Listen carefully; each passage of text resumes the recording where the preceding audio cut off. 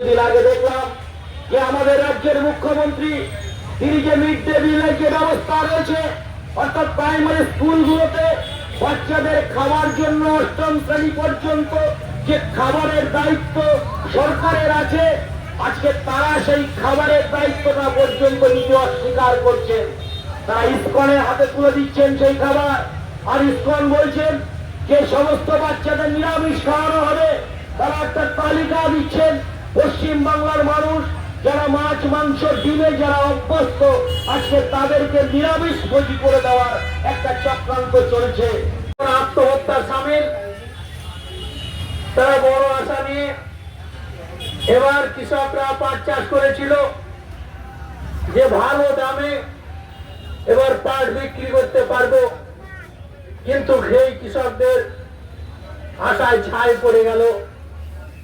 কৃষকদের পাট ওঠার সঙ্গে সঙ্গে দরদর করে পাটের দাম নেমে একদম 16 থেকে এসে 7-8 নেমে চলে এসেছে।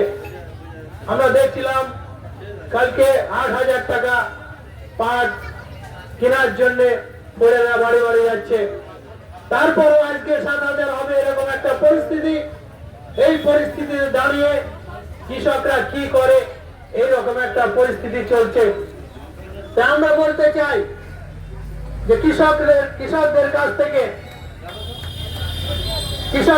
থেকে সরকারকে পাট কিনতে হবে লাভজনক দামে, দ্বিগুণ লাভে কৃষকদের কাছ থেকে পাট কিনতে হবে।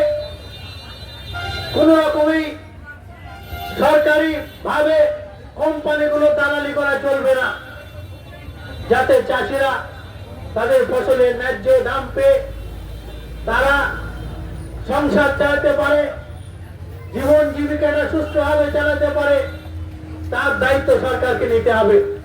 বাংলার মানুষ আজকে কাগজ হাতে করে রাস্তায় ঘুরে ঘুরে বেড়াচ্ছে। প্রত্যেকটা প্রকল্প থেকে সরকার সুবিধাভোগী মানুষকে বাদ দিয়ে দিচ্ছে। যদি আপনারা লক্ষ্মীর ভান্ডারের কথা বলুন, আমরা দেখছি তাদেরকে হয়রানি করা হচ্ছে।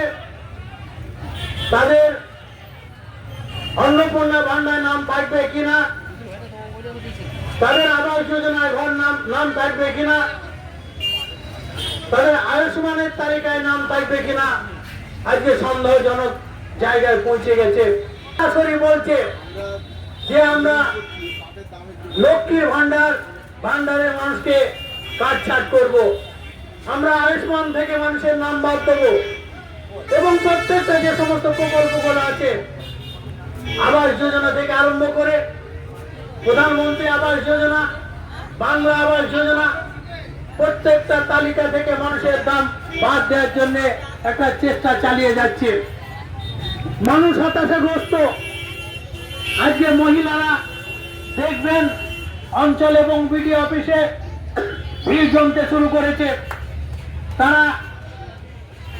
তারা অন্নপূর্ণার ভান্ডারের নাম পাচ্ছে না, টাকা পাচ্ছে না।